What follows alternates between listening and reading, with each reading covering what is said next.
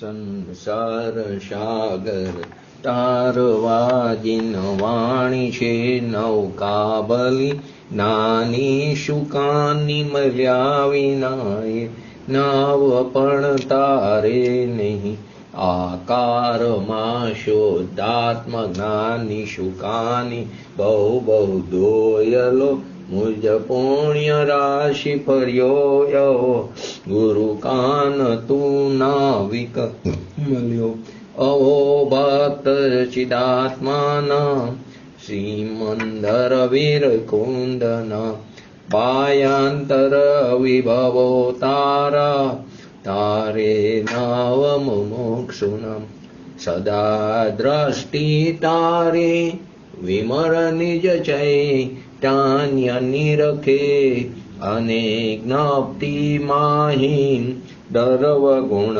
પર્યાય વિલસે નિજાલંબી ભાવે પરિણતિ સ્વરૂપે જય ભરે નિમિતો વ્યવહારો ચિદ ઘન વિશે કાંઈ ન મળે હૈયું સત શત જ્ઞાન જ્ઞાન દબકે ને વજ્રવાણી છૂટે જે વજ્રેશુમ મોક્ષો સાત્વ જરકે પરદ્રવ્ય નાટો તૂટે રાગ દ્વેષ રૂચે ન જાંપ ન વરે ભાવેન્દ્રિમાં અંશમાં ટંકોત્કીર્ણય કંપ જ્ઞાન મહિમા હૃદયે રહે સર્વદા નીતે સુધા ઝરણ ચંદ્ર તને નમો કરુણાયકા રણ સમુદ્ર તને નમો હે જ્ઞાન પોષક સુમેઘ તને નમો આદાસના જીવન શિલ્પી તને નમો આદાસના જીવન શિલ્પી તને નમો ઊંડી ઊંડી ઊંડેથી સુખ નિધિ સતના વાયુની તે વહંતી વાણી ચિન્મૂર્તિ તારી ઉરયનો ભવના સૂક્ષ્મ ભાવે ભરેલી ભાવો ઊંડા વિચારી અભિનવ મહિમા શીતમાં લાવી લાવી ખોયેલું રત્ન પામું મન રથ મનનો પૂરજો શક્તિ સારી ખોયેલું રત્ન પામું મન રથ મનનો પૂરજો શક્તિ સારી નમો રિંગટણં નમો સિદ્ધણં નમો હૈરણં નમો વૈજણં નમો લોય સવસાવણં ચતારી મંગલમ અરિયંતા મંગલમ સિદ્ધા મંગલમ શાહુ મંગલમ કેવલી પંતો ધર્મ મંગલમ ચતારી લોકોટમાં અરિયંતા લોકોટમાં સિદ્ધા લોકોટમાં શાહુ લોકોટમાં કેવલી પંતો ધર્મ લોકોટમાં ચતારી શરમ ભોજામી અરિયંતે શરમ ભોજામી સિદ્ધે શરમ ભોજામી શાહુ શરમ ભોજામી કેવલી પંતો ધર્મો શરમ ભોજામી ઓમ નમો અરિયંતાણં. આજનો પહેલો વિષય પંચલબ્ધિ. એ પંચલબ્ધિમાં મોક્ષમાર્ગ પ્રકાશક 7મા અધિકારમાં 268 નંબરના પેજ ઉપર પાંચે લબ્ધિનું સંક્ષિપ્ત સ્વરૂપ આપ્યું છે. તેના આધાર ઉપર આપણે ચર્ચા કરી રહ્યા છીએ. તો ચોથી લબ્ધિ ચાલે છે પ્રાયોગ્ય લબ્ધિ. તો કે જીવ સંસારમાં દુઃખી છે તે દુઃખને ટાળવા માટે દરેક જીવને પ્રયત્ન હોય છે. સુખની પ્રાપ્તિ કરવા માટે ઈચ્છતો હોય છે. સુખ કેવી રીતે મળે એ ખ્યાલ નથી. એટલે જ્યાં ખરેખર સુખ નથી દુઃખ જ છે તે જગ્યાએથી સુખ મેળવવા માટે અનાદિકાળથી આપણે પ્રયત્ન કરી રહ્યા છીએ. પરંતુ ખરેખર તો ત્યાં સુખ નથી. જ્યાં સુખ છે તે તરફ દ્રષ્ટિ કરી નથી. તો સંસારમાંથી આ જે આપણું ભ્રમણ છે એનો નાશ કરવા માટે સંસારિક અવસ્થાનો નાશ કરવા મુક્ત દશાને પ્રાપ્ત કરવા માટે જીવને સમ્યક દર્શન જરૂરી છે. તો જીવ અનાદિકાળથી એને સમ્યક દર્શન પ્રાપ્ત અપૂર્વ કાર્ય પ્રગટ નથી કર્યું એટલે એને ડાયરેક્ટ સયોગક્ષમિક કે ક્ષાયિક સમ્યક દર્શન તો થતું નથી. એને ઔપશમિક સમ્યક દર્શન જ થાય પહેલા. તો ઔપશમિક સમ્યક દર્શન થયું તેને પ્રથમોપસમ સમ્યક દર્શન કહેવામાં આવ્યું. જીવ જેટલી પણ વાર ઔપસમિક સમ્યક દર્શન કરે તેને પ્રથમોપસમ સમ્યક દર્શન કહેવામાં આવે. પછી પહેલી વાર હોય, બીજી વાર હોય કે 10મી વાર હોય કે 1000મી વખત હોય, પરંતુ તેને પ્રથમોપસમ સમ્યક દર્શન જ કહેવામાં આવે છે. તો પ્રથમોપસમ સમ્યક દર્શનની પ્રાપ્તિ માટે જીવના જે 10 પ્રકારની જે બિંદુ આપણે ચર્ચા થઈ એની અંદર 5 લબ્ધિ છે. તે 5 લબ્ધિની આપણે ચર્ચા કરી રહ્યા છીએ. તેમાં ચોથી લબ્ધિ મોક્ષમાર્ગ પ્રકાશકમાં જે રીતે આપ્યું છે, કર્મોની પૂર્વ સત્તા ઘટી અને અંત ક્રોડાક્રોડી સાગર પ્રમાણ રહી ગઈ તથા નવીન બંધ પણ અંત ક્રોડાક્રોડી સાગર પ્રમાણે સંખ્યાત ભાગ પ્રમાણ થાય છે, ભાગ માત્ર થાય છે. તે પણ એ લબ્ધિકારથી માંડીને ક્રમથી તે ઘટતો જાય છે અને કેટલીક પાપ પ્રકૃતિનો, અપ્રશસ્ત પ્રકૃતિનો બંધ થંભી જાય છે, અટકી જાય છે. આ જે બધી યોગ્ય અવસ્થા થાય છે તેનું નામ પ્રાયોગ્ય લબ્ધિ કહેવામાં આવી. હવે તેની આપણે વિસ્તૃત ચર્ચા કરી રહ્યા છીએ. આ મોક્ષમાર્ગ પ્રકાશકમાં સંક્ષિપ્તમાં પ્રાયોગ્ય લબ્ધિનું સ્વરૂપ બતાવવામાં આવ્યું છે. તો શું વાત કરી હતી કે ક્ષયોક્ષમ લબ્ધિ, વિશુદ્ધિ લબ્ધિ અને દેશના લબ્ધિ. એના પૂર્વક જીવની વિશુદ્ધિ હર સમયે, વિશુદ્ધિ એટલે શુભ ભાવ, જીવની વિશુદ્ધિ હર સમયે વધતી જાય છે. તેને કારણે આયુ સિવાય 7 પ્રકારના કર્મો જે છે બાકીના, તેની સ્થિતિ ઘટીને અંત ક્રોડાક્રોડી સાગર પ્રમાણ રહી જાય છે. સ્થિતિનું જે આ ઘટવું થાય છે તે સ્થિતિ કાંડક ઘાત દ્વારા થાય. સ્થિતિનું જે ઘટવું થાય છે તે સ્થિતિ કાંડક ઘાત દ્વારા થાય છે. અપ્રશસ્ત પ્રકૃતિનો અનુભાગ ઘટે છે. એનો જે અનુભાગ ઘટે છે તે અનુભાગ કાંડક ઘાત દ્વારા થાય છે. તે અનુભાગ ઘટીને ઘાતી કર્મની અપેક્ષાએ જુઓ તો એમાં દારૂ અને લતાના ભાગ રૂપે થઈ જાય છે, અને અઘાતી કર્મની અપેક્ષાએ જુઓ તો તેની અપ્રશસ્ત પ્રકૃતિનો અનુભાગ વિષ અને હલાલમાંથી ઘટીને નીમ અને કાંજી પ્રમાણ રહી જાય છે. આ બધું કાર્ય અનુભાગ કાંડક ઘાત દ્વારા થાય છે. આ વાત થઈ પૂર્વે બાંધેલા કર્મોની જે સત્તામાં પડ્યા છે એની વાત. હવે પ્રાયોગ્ય લબ્ધિમાં જે નવો કર્મ બંધ થાય છે તે પણ સ્થિતિ બંધ, એ પણ અંત ક્રોડાક્રોડી સાગર પ્રમાણ. નવો જે સ્થિતિ બંધ થાય છે, નવો કર્મ બંધ થાય છે તે પણ અંત ક્રોડાક્રોડી સાગર પ્રમાણ થાય છે. જે ક્રમે ક્રમે ઘટતો જાય છે, હર સમયે તે ક્રમ ઘટતો જાય. નવો જે બને છે તે એનાથી પણ ઓછો, એનાથી પણ ઓછો, તે ક્રમે ક્રમે જે ઘટતો જાય છે એને સ્થિતિ બંધાપસરણ કહેવામાં આવ્યું. નવા જે કર્મનો બંધ પડ્યો તે પણ અંત ક્રોડાક્રોડી સાગર પ્રમાણ રહી જાય છે અને હર સમયે તે ઘટતો જાય છે. આ જે ઘટાડો થયો, ઘટવું થયું એને અપસરણ કીધું. તે સ્થિતિનું બંધનું અપસરણ થયું એને સ્થિતિ બંધાપસરણ કહેવામાં આવ્યું. આવા હજારો સ્થિતિ બંધાપસરણ થઈ જાય પછી કેટલીક પાપ પ્રકૃતિનો એટલે અપ્રશસ્ત પ્રકૃતિનો બંધ અટકી જાય છે, તેને પ્રકૃતિ બંધાપસરણ કહેવામાં આવ્યું. જે પ્રાયોગ્ય લબ્ધિમાં આવા 34 પ્રકૃતિ બંધાપસરણ થાય છે અને એના ફળ સ્વરૂપે 46 પ્રકૃતિનો બંધ અટકે છે, જે આપણે વિસ્તૃત જોશું આગળ. સ્થિતિબંધ અને પ્રકૃતિબંધ બંને ઘટે છે તે પ્રમાણે અપ્રશસ્ત કર્મનો ઘટતો જનારો દ્વિસ્થાનગત અનુભાગ બંધ થાય છે. સ્થિતિબંધ અને પ્રકૃતિબંધ ઘટે છે અને તે પ્રમાણે અપ્રશસ્ત કર્મની જે પ્રકૃતિ છે તેનો અનુભાગ ઘટીને દ્વિસ્થાન થઈ જાય છે. જેમ આપણે જોયું કે સેલ અને અસ્થિ ઘટીને દારૂ અને લત્તા, વિષ અને હલાલ ઘટીને નીમ અને કાંજી, અને જે પ્રશસ્ત પ્રકૃતિ છે તેનો અનુભાગ વધીને 4 સ્થાનગત થઈ જાય છે. તો કે ગુડ, ખાંડ, શકરા અને અમૃત એ 4 સ્થાનગત. પ્રશસ્તનો અનુભાગ વધે છે, અપ્રશસ્તનો અનુભાગ ઘટે છે. પ્રદેશબંધ પણ ઘટે છે, પ્રકૃતિબંધ પણ ઘટે છે. પ્રદેશબંધ જે ઘટે છે તે અનુત્કૃષ્ટ થાય છે અને અજગન્ય થાય છે. અનુત્કૃષ્ટ એટલે જે ઉત્કૃષ્ટ જે પરમાણુની જે સંખ્યા છે તે એની નજીકનું, એટલે કે વતલી સંખ્યા ઉત્કૃષ્ટ બાજુની અને અનુત્કૃષ્ટ કીધી, વતલી સંખ્યા જગન્ય બાજુની, તેને અજગન્ય કહેવામાં આવ્યું. હવે આ બધા કાર્ય કરવાની યોગ્યતા જે પ્રાપ્ત થઈ તેને પ્રાયોગ્ય લબ્ધિ કહેવામાં આવ્યું. પહેલા જોયેલ ત્રણેય લબ્ધિ પૂર્વક જીવ તત્વ વિચાર કરવા લાગે. ત્રણેય લબ્ધિ પૂર્વક જયારે જીવ તત્વ વિચાર કરવા લાગે ત્યારે એના પરિણામોમાં વિશુદ્ધિ થાય છે. તેના પરિણામોમાં જે વૃદ્ધિગંત વિશુદ્ધિને કારણે, જે વિશુદ્ધિની વૃદ્ધિ થાય છે તેને કારણે નિમિત્તથી ઉપર જાણેલા કર્મની અવસ્થા સહજ રૂપે બને છે. જીવે જયારે તત્વ વિચાર કર્યો તેના પરિણામોમાં વિશુદ્ધિ થઈ, તેના નિમિત્તે આ કર્મની જે અવસ્થા થઈ તેમાં જે આ ઘટાડાપણું થાય છે, જે કઈ અવસ્થાઓ થાય છે તે બધી સહજ રૂપે બને છે. તે માટે જીવે અન્ય કોઈ પણ વિશિષ્ટ અન્ય પ્રકારનો પુરુષાર્થ કરવો પડતો નથી. જીવ કોઈ વિશિષ્ટ પ્રયોગ કરવાથી પ્રાયોગ્ય લબ્ધિ થાય છે એમ નથી. જીવ ખાલી તત્વ વિચાર કરે, તે તત્વ વિચારના નિમિત્તે એને પરિણામોમાં વિશુદ્ધિ થાય. પરિણામોમાં વિશુદ્ધિ થાય તેના નિમિત્તે કર્મની અવસ્થાઓ સહજ રૂપે એની અવસ્થાઓમાં ફેરફાર થાય છે. આ ચારે લબ્ધિમાં જીવ બુદ્ધિપૂર્વક એટલું જ વિચાર કરે છે કે તત્વ જિજ્ઞાસા પૂર્વક, તત્વની એટલી બધી અંદરથી તીવ્ર જિજ્ઞાસા હોવી જોઈએ, એટલી અત્યંત રુચિ હોવી જોઈએ, તે તત્વ જિજ્ઞાસા પૂર્વક તેને તત્વ શ્રવણ આદિ કરે. જે શ્રવણ આદિના અંગ આપણે જોયા હતા, ધારણ, અવધારણ આદિ, તે તત્વ શ્રવણ આદિ કરીને તત્વ વિચાર કરે, તેના નિમિત્તે પરિણામોમાં વિશુદ્ધિ થાય છે.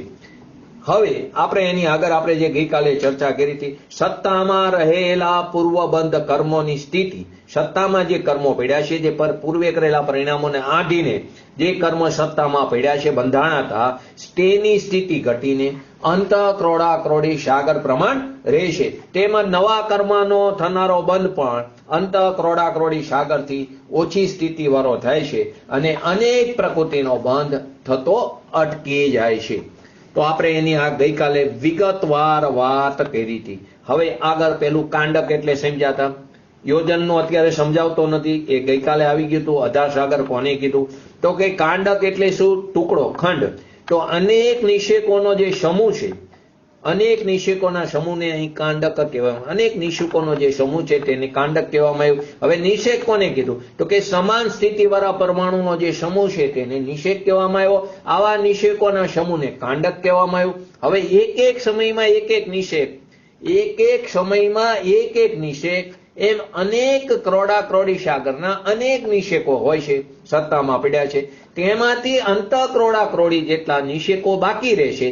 બાકીના નિષેકોનો જે સમૂહ છે, જે નીચેના નિષેકોમાં આવીને નિક્ષેપિત થાય છે, તેને કાંડક કહેવામાં આવે. આખી વાત સમજો. ધારો કે કોઈને 30 ક્રોડાક્રોડી સાગરનો બંધ પડ્યો છે, બરાબર, કોઈ પણ કર્મની અવસ્થાનો. હવે 30 ક્રોડાક્રોડી સાગરમાંથી એ તો અંત ક્રોડાક્રોડી સાગર, આપણે અંત ક્રોડાક્રોડી સાગરનો પણ અર્થ સમજાતા, કરોડ ગુણ્યા કરોડથી ઓછું અને કરોડથી વધારે, એને અંત ક્રોડાક્રોડી સાગર કીધું હતું. હવે જે 30 ક્રોડાક્રોડી સાગરના જેટલા નિષેકો છે, તેમાંથી અંત ક્રોડાક્રોડી સાગર જેટલા નિષેકો રહે છે. બાકીના નિષેકો અંત ક્રોડાક્રોડી સાગરના એક આવલી પ્રમાણના ઉપલા નિષેકોમાં નથી ભરતા. બાકીના નિષેકોમાં આવીને 4 સમયની અંદર આવીને તે ભરી જાય છે. જે ઉપલા નિષેકોમાં નથી ભરતા એક આવલી પ્રમાણ, એને અતિ સ્થાપનાવલી કહેવામાં આવ્યું. તો કે તે નીચેના નિષેકોમાં જે આવીને ભરી જાય છે, ઉપરના નિષેકોનો નાશ થાય છે અને તે નીચેના નિષેકોમાં આવીને ભરે છે, તેને સ્થિતિ કાંડક ઘાત કહેવામાં આવ્યું.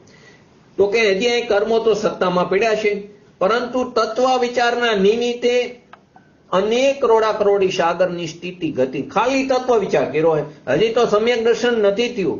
ખાલી તત્વ વિચાર, તત્વ જિજ્ઞાસા પૂર્વક તત્વ શ્રવણ આદિ કરવાથી જે તત્વ વિચાર થયો, તેના નિમિત્તે અનેક ક્રોડાક્રોડી સાગરની સ્થિતિ કર્મની ઘટીને અંત ક્રોડાક્રોડી સાગર થઈ ગઈ. હવે આ કાર્ય આયુ સિવાયના બાકીના 7 કર્મની પ્રકૃતિમાં થાય છે. આયુ કર્મની જેટલી સ્થિતિ હોય તે તેટલી જ રહે, એમાં કોઈ ફેરફાર થતો નથી. એની અંદર આપણે વાત કરી હતી, નાશ કરવા જેટલા બધા નિષેકોના સમૂહને કાંડક કહેવામાં આવ્યું. કાંડકના નિષેકના બધા પરમાણુ નીચેના નિષેકોમાં આવલી પ્રમાણ નિષેકોને છોડીને બાકીના નિષેકોમાં આવીને ભરી જાય છે, એને અતિ સ્થાપના વલી કહેવામાં આવ્યું. હવે આ બધા પરમાણુમાંથી થોડા પરમાણુનું, જે આ બધા પરમાણુ નીચે આવે છે, એમાં થોડા પરમાણુનું પહેલા સમયમાં નિક્ષેપિત થાય છે. બાકીના પરમાણુ દ્વિતીયાદી સમયમાં, એટલે કે 4 સમયની અંદર, 2, 3, 4 સમયની અંદર આવીને તે બધા પરમાણુનું નીચેના નિષેકોમાં આવીને નિક્ષેપિત થાય છે. એટલે ઉપરના નિષેકોનો અભાવ થાય છે, તેનો નાશ થાય છે. તેને કહેવામાં આવ્યું સ્થિતિ કાંડક ઘાત. તેની સ્થિતિ ઘટી. આપણે ગઈકાલે એક એક્ઝામ્પલ પણ લીધું હતું. તો કે એક્ઝામ્પલ શું લીધું હતું? કે 48 સમય લીધા હતા. એની સ્થિતિ, સત્તામાં કર્મોની સ્થિતિ આપણે સમજવા માટે 48 સમય લીધા હતા, બરાબર. એમાં 48 સમય, એક સમયમાં એક નિષેક, તો 48 સમયમાં 48 નિષેક થયા. હવે બધા નિષેકોના જે પરમાણુ છે, 48 નિષેકોના પરમાણુ અંદર 25,000 પડ્યા છે. હવે જે 8 નિષેકો જે આપણે એનો કાંડક થાય છે, એ ઘટે છે. 8 નિષેકો જે ઘટે છે તે 1000 પરમાણુ છે. તે 8 નિષેકો ઘટીને બાકીના જે 40 નિષેકો જે છે તેમાં 2 નિષેકો એટલે કે અતિસ્થાપનાવલી 1 આવલી પ્રમાણ આપણે અંદાજિત 2 લીધા તો બાકીના 38 નિષેકોમાં આવીને ભરી જાય છે. કે આ 8 નિષેકોના પરમાણુ તે 38 નિષેકોમાં આવીને ભરે છે. 39 40 નિષેક તે 1 આવલી પ્રમાણ જે અતિસ્થાપનાવલી કીધું તેમાં ભરતા નથી.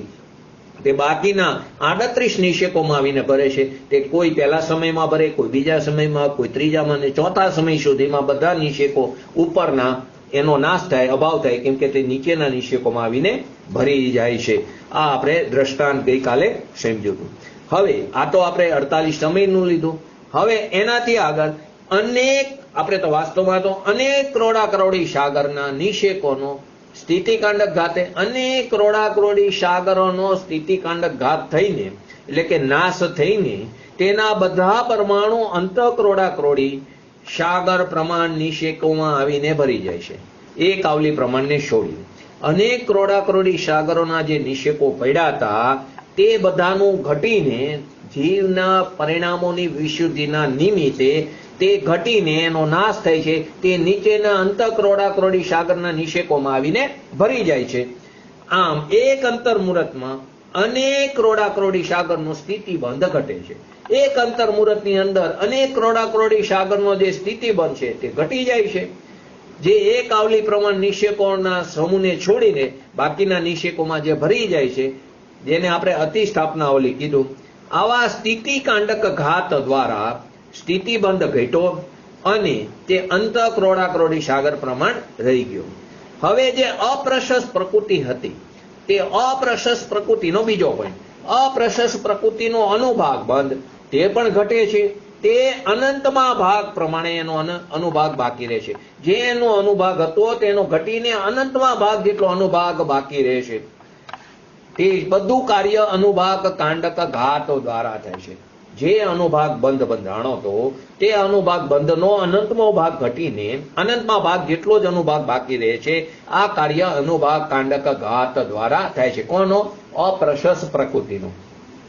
એટલે પહેલી સત્તામાં રહેલી અપ્રશસ્ત પ્રકૃતિનો જેટલો અનુભાગ હતો તેનો અનંતમો ભાગ કરાતા, જેટલો અનુભાગ હતો એનો અનંત ભાગ કરાતા તેમાંથી બહુ ભાગવાળા સ્પર્ધકોનો અનુભાગ ઘટીને બાકીના 1 ભાગવાળા સ્પર્ધકોની અંદર ભરી જાય છે. શું થાય છે? તેમાંથી બહુ ભાગવાળા સ્પર્ધકોનો અનુભાગ ઘટીને 1 ભાગવાળા સ્પર્ધકો સમાન તેનો અનુભાગ થઈ જાય છે. તો બહુ ભાગવાળાની અંદર આપણે ધારો કે અપ્રશસ્ત પ્રકૃતિમાં ઘાતી કર્મ લીધું તો સેલ, અસ્થિ અને દારૂનો બહુ ભાગ, દારૂ એટલે કાષ્ટનો બહુ ભાગ, તેના સ્પર્ધકોનો અનુભાગ ઘટીને દારૂનો 1 ભાગ અને લતા તેની અંદર આવીને એનો અનુભાગ તેની સમાન થઈ જાય છે. ઓલાનો ઘટી ગયો બહુ ભાગવાળાનો 1 ભાગ જેટલો એનો અનુભાગ સમાન થઈ જાય છે. અથવા એને એમ પણ કહી શકાય તીવ્ર અનુભાગ વાળા સેલ અને અસ્થિ વાળા તેમજ હલાહલ અને વિષ, અપ્રશસ્ત પ્રકૃતિ અઘાતીની લઈ તો એમાં હલાહલ અને વિષ એના સ્પર્ધકો નષ્ટ થઈને નાશ પામીને બધા પરમાણુ મન અનુભાગ વાળા દારૂ અને લત્તામાં અને નીમ અને કાંજીમાં, વિષ હલાહલના નીમ કાંજીમાં તેની અંદર ભરી જાય છે. એટલે કે તીવ્ર અનુભાગ વાળા અનેક સ્પર્ધકોનો 1 અનુભાગ કાંડક ઘાત દ્વારા નાશ થઈને તે આ જે નાશ થાય છે 1 અનુભાગ કાંડક ઘાત દ્વારા તે 1 અંતર્મુહૂર્તની અંદર તે તીવ્ર અનુભાગ વાળો જે સ્પર્ધકોનો નાશ થાય છે અને મન અનુભાગ વાળા સ્પર્ધકોમાં જઈને જે ભરે છે તે 1 અંતર્મુહૂર્તમાં થાય છે. અહીં 1 અંતર્મુહૂર્ત એટલે 48 મિનિટ ને 2 સમય ન લેવું. અંતર્મુહૂર્તના પણ અસંખ્યાત ભેદ છે.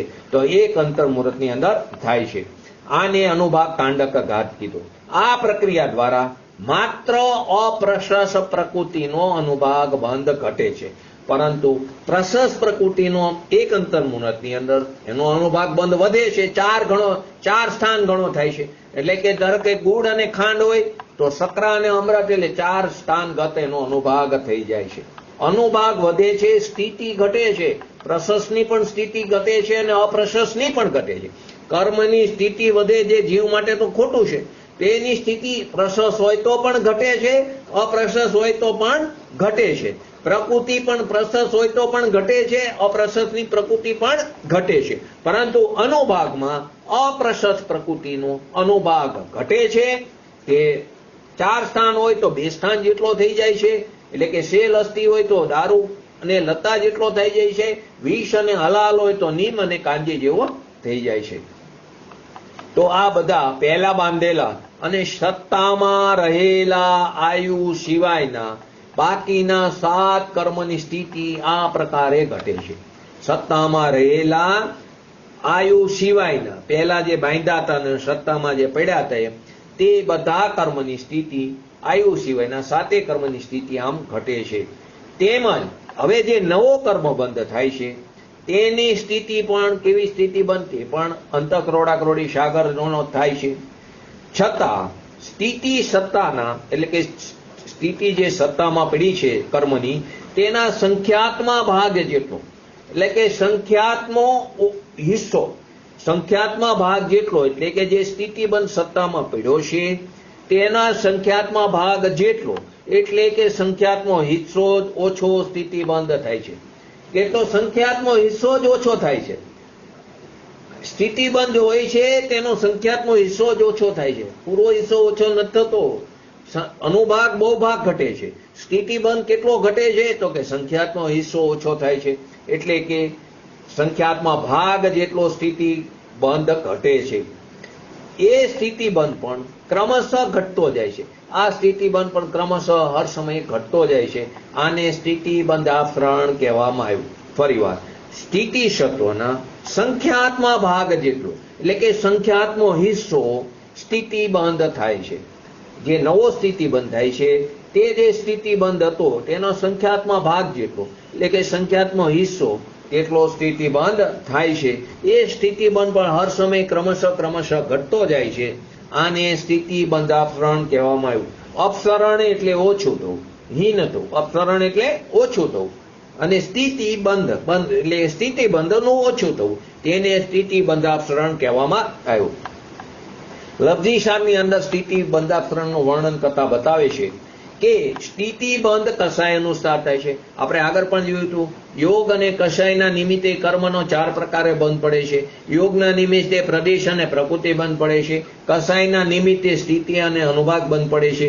તો કે સ્થિતિબંધ કસાય અનુસાર થાય છે. એના ઉપર આપણે ગુણસ્થાન પણ સમજ્યા હતા. ગુણસ્થાનની વાત પણ એવી હતી કે 10મા ગુણસ્થાનના અંત સુધી કસાય હોય છે. માટે ત્યાં સુધી તો 4 પ્રકારનો બંધ છે. કેમ કે યોગ તો 13મા સુધી હોય છે. તો કે 10મા ગુણસ્થાને યોગ પણ છે અને કસાય પણ છે. તો 10મા ગુણસ્થાનના અંત સુધી 4 પ્રકારના કર્મનો બંધ પડે છે. પરંતુ 13મા ગુણસ્થાને યોગ જ છે, કસાય નથી. તો કેવરીને પણ પ્રદેશ અને પ્રકૃતિ બંધ પડે છે. સ્થિતિ અને અનુભાગ બંધ પડતો નથી. એ સૂકી ભીત ઉપર આપણે જે રેતીની વાત કરી છે એક્ઝામ્પલમાં તે રીતે સમજ્યા હતા. ઉદયમાં આવીને નીકળી જાય છે. બંધાતું નથી પણ જેવું બંધાણું ઉદયમાં જ આવીને સીધું ઉદયમાં જ આવે છે. બંધાણું એટલે ઉદયમાં જ આવીને નીકળી જાય છે. તેનો તેટલો જ પ્રદેશ અને પ્રકૃતિબંધ હોય છે. તો કે તે સ્થિતિબંધ કોના અનુસાર થાય? કસાય અનુસાર થાય છે. માટે મિથ્યાત્વ અને કસાયહીન થવાથી મિથ્યાત્વ અને કસાય હીન થયો, અભાવ નથી થયો, હીન થવાથી મંદ થવાથી સ્થિતિબંધ ઘટે. તત્વ વિચાર થયો ને, તત્વ જિજ્ઞાસા પૂર્વક તત્વ શ્રવણ આદિથી તત્વ વિચાર કર્યો, પરિણામોમાં જે વિશુદ્ધિ આવી તેનાથી મિથ્યાત્વ અને કસાય કેવું થયું? હીન થયું. અભાવ નથી થયો, મંદ થયું. એ જે તીવ્ર કસાય હતો તે મંદ થયો છે. આ મંદ થવાથી શું થયું? સ્થિતિબંધ ઘટે છે. અર્થાત નવો બંધ પણ ઓછી સ્થિતિવાળો, સ્થિતિબંધ ઘટ્યો અથવા તો નવો જે બંધ થાય છે તે પણ ઓછી સ્થિતિવાળો થાય છે. આ જે ઘટાડાને શું કહેવામાં આવ્યું? અપસરણ કહેવામાં આવ્યું. સ્થિતિબંધના ઘટાડવાને સ્થિતિબંધાફરણ કહેવામાં આવ્યું. પ્રાયોગિક લબ્ધિમાં સ્થિતિબંધ ક્રમશઃ ઘટતો જાય. પ્રાયોગિક લબ્ધિમાં સ્થિતિબંધ ક્રમશઃ ઘટતો જાય છે. જેટલી સ્થિતિ ઓછી બંધાણી એટલે કે સ્થિતિબંધમાં જેટલો ઘટાડો થયો, સ્થિતિબંધ જેટલો ઓછું બંધાણી અથવા તો સ્થિતિબંધમાં જેટલો ઘટાડો થયો તેટલું તો સ્થિતિબંધાફરણ થયું. સ્થિતિબંધમાં જેટલો ઘટાડો થયો અથવા તો સ્થિતિ ઓછી બંધાણી, ઘટાડો પૂર્વે બાંધેલા કર્મમાં થયો અને નવા બંધોમાં સ્થિતિબંધ ઓછી થઈ. તેને તેટલું તો સ્થિતિ બંધારણ થયું, એ વાત બરાબર, પરંતુ હવે આગળનું સમજાવતો. ત્યારબાદ જેટલો એટલે કે ઘટાડા બાદ સ્થિતિ બંધારો ઘટાડા બાદ જેટલા પ્રમાણમાં સ્થિતિ બંધાશે તેટલો સ્થિતિ બંધ શેષ રહ્યો. ઘટાડા બાદ જેટલા પ્રમાણમાં સ્થિતિ બંધાશે તેટલો સ્થિતિ બંધ રહ્યો. જેટલો સ્થિતિ બંધ બાકી રહ્યો, જેટલો આપણે એક્ઝામ્પલથી સમજશું, જેટલો સ્થિતિબંધ ઘટાડા પછી બાકી રહ્યો તેટલો સ્થિતિબંધ અંતર્મુહૂર્તકાળ સુધી સમાન જ રહેશે. આ બધી લબ્ધિનો કાર પણ એક જ અંતર્મુહૂર્ત છે અને આ બધામાં પણ અંતર્મુહૂર્ત આવે, એટલે એના સંખ્યાત ભેદમાં નાનું અંતર્મુહૂર્ત સમજવું. તો કે જેટલો સ્થિતિબંધ ઘટાડા પછી જેટલો સ્થિતિબંધ બાકી રહ્યો તેટલો સ્થિતિબંધ એક અંતર્મુહૂર્ત સુધી તો સમાન જ રહેશે. અંતર્મુહૂર્ત કાળ સુધી તે સમાન પ્રમાણમાં જ રહેશે. આને સ્થિતિ બંધારણ કાળ કહેવામાં આવ્યું. ફરીવાર, સ્થિતિબંધ કસાય અનુસાર થાય છે, એટલે કે મિથ્યાત્વને કસાયહીન થવાથી સ્થિતિ ઘટી, જે પૂર્વે બાંધેલા કર્મની સ્થિતિ ઘટી. અનેક ક્રોડાક્રોડી હતી એની અંત ક્રોડાક્રોડી થઈ. નવો જે થયો એ પણ સ્થિતિબંધ ઘટ્યો. તો આ ઘટાડાને આપણે અપસરણ કીધું, સ્થિતિ ઘટાડાને સ્થિતિબંધ અપસરણ કીધું. પ્રાયોગિક લબ્ધિમાં સ્થિતિબંધ ક્રમશઃ તે ઘટતો જાય છે. પછી જેટલી ઓછી સ્થિતિ બંધાણી તેટલો સ્થિતિબંધ ચાલુ રહ્યો. બરાબર. હવે જે સ્થિતિબંધ બંધાણો છે, જેટલો સ્થિતિબંધ બાકી રહ્યો ઘટાડા પછી, તે એક અંતર્મુહૂર્ત કાળ સુધી તે સમાન જ રહેશે, તેમાં કોઈ ઘટાડો થતો નથી. હર સમયે ઘટવાની વાત આવે, ક્રમશઃ ઘટાડવાની. પણ જે ઘટ્યું એટલે કે જે એનો સ્થિતિબંધ સંખ્યાત્મક હિસ્સો ઘટ્યો પછી એક અંતર્મુહૂર્ત કાળ સુધી તે સમાન જ રહેશે. એક અંતર્મુહૂર્ત કાળ પછી એટલે કે જેને સ્થિતિ બંધારણ કાળ કીધું, ત્યારબાદ બીજું સ્થિતિ બંધારણ ચાલુ થઈ જાય, ત્યાર પછી બીજું સ્થિતિ બંધારણ થાય. આવા સંખ્યાત હજારો સ્થિતિ બંધારણ થાય ત્યારે પ્રકૃતિ બંધારણ થાય. હવે એ આપણે એક્ઝામ્પલથી સમજીએ. જો પહેલા સમયની અંદર કોઈ 1,00,000 વર્ષનો સ્થિતિબંધ થતો હતો, પહેલા 1,00,000 વર્ષનો કોઈને સ્થિતિબંધ થતો હતો, તેમાંથી 1,000 વર્ષ એને સ્થિતિ બંધારણ થયું. કોઈને 1,00,000 વર્ષનો સ્થિતિબંધ થતો હતો, એમાં 1,000 વર્ષનું એને સ્થિતિ બંધારણ થયું. એટલે કેટલું રહ્યું એનો સ્થિતિબંધ? હવે 99,000 વર્ષ રહ્યો. 1,00,000 વર્ષનો એનો સ્થિતિબંધ થતો હતો, તેમાં 1,000 વર્ષનું એને સ્થિતિ બંધારણ થયું. એટલે એનો સ્થિતિબંધ કેટલો રહ્યો? હવે શેષ 99,000 વર્ષ રહ્યો. હવે જે 99,000 વર્ષ રહ્યો તે એક અંતર્મુહૂર્ત સુધી તો એક સમાન જ રહેશે. 99,000 વર્ષ એનો નવો સ્થિતિબંધ પણ કેવો? 99,000 વર્ષનો, પણ ક્યાં સુધી? એક અંતર્મુહૂર્ત કાળ સુધી રહેશે.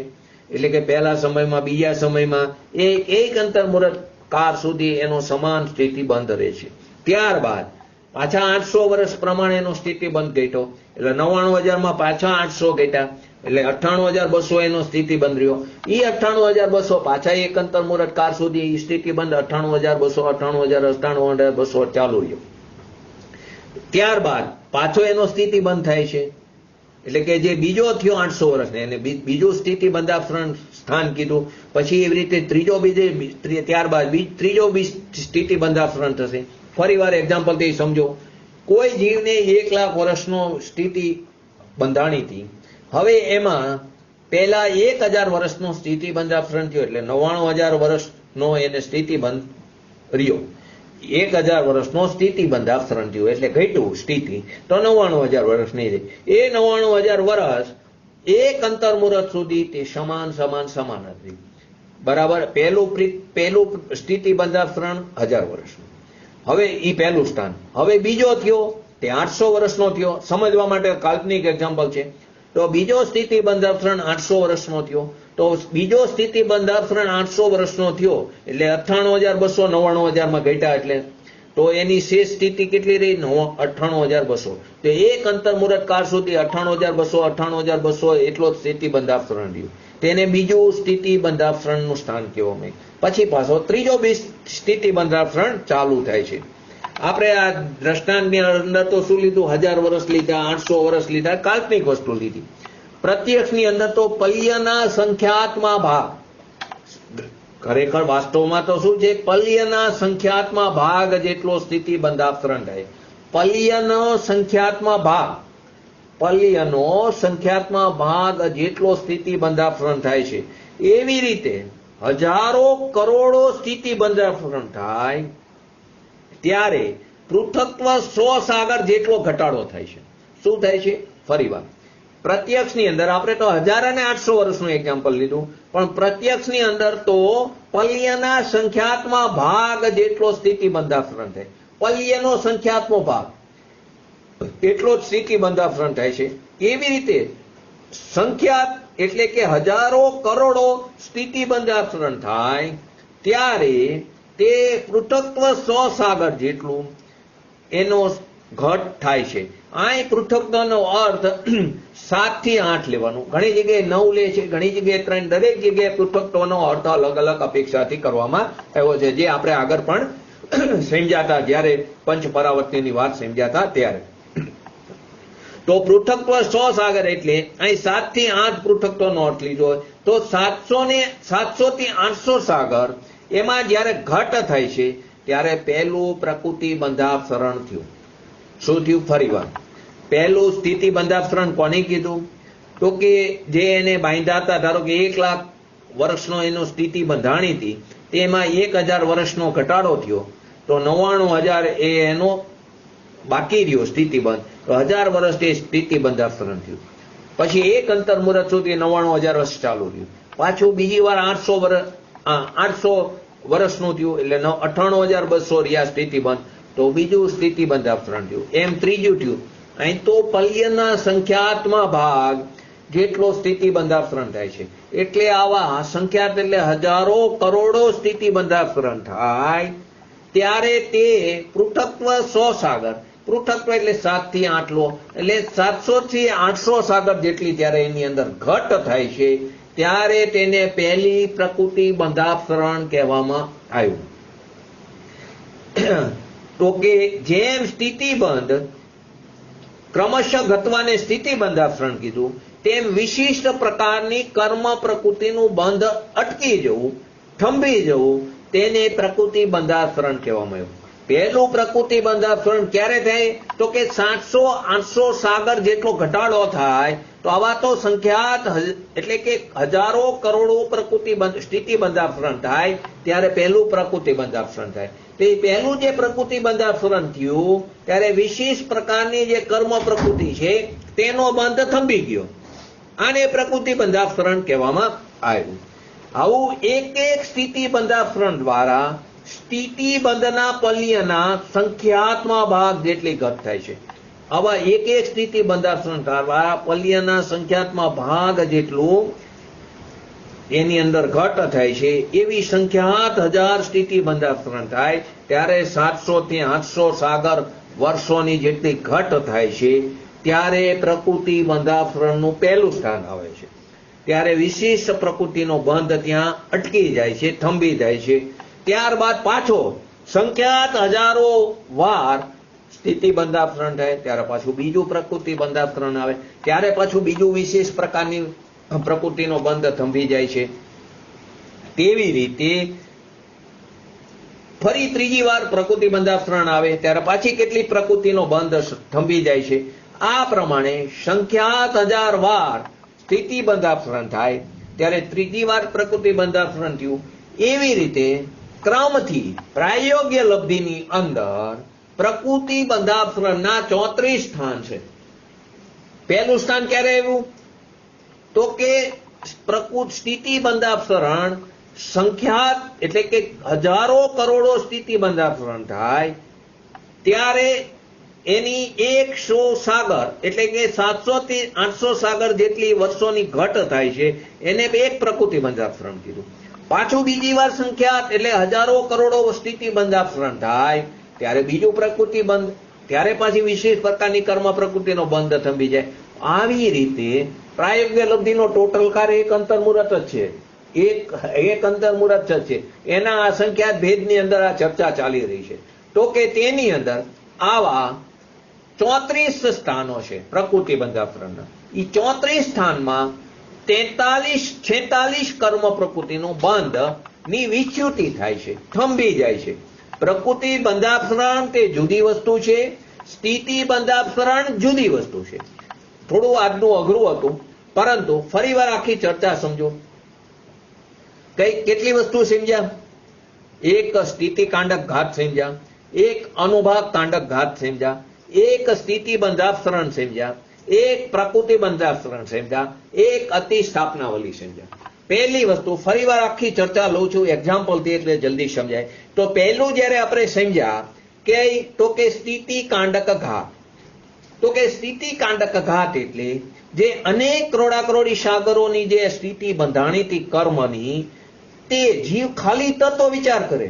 જીવને સમ્યક દર્શન નથી થયું, જીવ હજી મિથ્યાત્વ દશામાં એટલે કે આપણા જેવી દશામાં છે. પરંતુ જો એને શાસ્ત્રનો મહિમા આવે, એટલે કે શાસ્ત્રનો મહિમા એટલે બહારના પદ્રવ્ય રૂપી શાસ્ત્રની વાત નથી. શાસ્ત્રનો મહિમા એટલે કે શાસ્ત્રમાં કહેલા તત્વનો મહિમા આવે તો એ શાસ્ત્રનો મહિમા થયો. તો કે તે શાસ્ત્રનો મહિમા આવે, જીવ તત્વ જિજ્ઞાસા પૂર્વક તત્વ શ્રવણ, તત્વને સાંભળે, એનો વિચાર કરે, ચિંતન કરે, મનન કરે, મંથન કરે, તેને અમલમાં લે. તો આદિ જે એના અંગો છે, તત્વ શ્રવણ આદિ, તેના ઉપર તે તત્વ વિચાર કરે તારે એના પરિણામોમાં વિશુદ્ધિ આવતી જાય. વિશુદ્ધિ એટલે અહીં શુદ્ધની વાત નથી, શુભ પરિણામ. તો કે પરિણામોમાં મંદ રૂપી કસાય ચાલુ થઈ ગયો. તો તેના નિમિત્તે જે અનેક કરોડાકરોડી સાગરોનો કર્મનો બંધ હતો તે અંત કરોડાકરોડી સાગર રહી જાય. ધારો કે 30 કરોડાકરોડી સાગરનો કોઈને કર્મનો બંધ પડ્યો હતો, તે અંત કરોડાકરોડી સાગર થઈ ગયો. તો અંત કરોડાકરોડી સાગર આપણે સમજ્યા, કરોડ ગુણ્યા કરોડ એટલે એક સાગર, એના કરતા ઓછું અને કરોડ સાગર કરતા વધારે એને અંત કરોડાકરોડી સાગર કીધું. તો એવું એનું સ્થિતિ કાંડક ઘાત એટલે કે 30 કરોડાકરોડી સાગરના જે નિષેકો હતા, એક સમયમાં એક નિષેક, તો 30 કરોડાકરોડી સાગરના એટલા નિષેકો છે. તેમાંથી અંત કરોડાકરોડી સાગરના નિષેકો બાકી રહ્યા. બાકીના જે નિષેકો છે તે અંત કરોડાકરોડી સાગરના નિષેકોમાં એક આવલી પ્રમાણને છોડીને બાકીના નિષેકોમાં 4 સમયની અંદર આવીને ભરી જાય છે. તેને સ્થિતિ કાંડક ઘાત કહેવામાં આવ્યું. આપણે એક્ઝામ્પલથી સમજાતા 48 સમય છે, ધારો કે કોઈનો બંધ બંધાણો છે, તો પહેલા 8 સમયનો એનો કાંડક થયું. કાંડક એટલે ટુકડો, એના પરમાણુનો નાશ થાય છે. તે 8 સમયનો તેના જે પરમાણુ છે તે 40 બાકી રહ્યા. એમાં પહેલા 2 સમય જે એક આવલી પ્રમાણ છોડી દો, 38 નિષેકોમાં આવીને ભરી જાય છે. એને સ્થિતિ કાંડક ઘાત કહેવામાં આવ્યું. હવે આ પૂર્વે બાંધેલા કર્મો. હવે જે નવા કર્મો જીવ, હર સમયે આપણે પૂર્વે બાંધેલા કર્મો તો અત્યારે આપણા સત્તામાં પડ્યા છે, આપણા પરિણામોને આધીન પૂર્વે કરેલા, અને આ સમયે પણ આપણા પરિણામોને આધીન નવો કર્મનો બંધ તો આયુ સિવાય 7 કર્મનો બંધ નિરંતર ચાલુ છે. આયુનો એકવાર થાય છે, જે અવકર્ષણ કર્મ આપણે સમજ્યા હતા.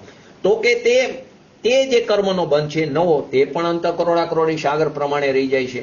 અને આ બધી વસ્તુ એની વાત થઈ, સ્થિતિની થઈ.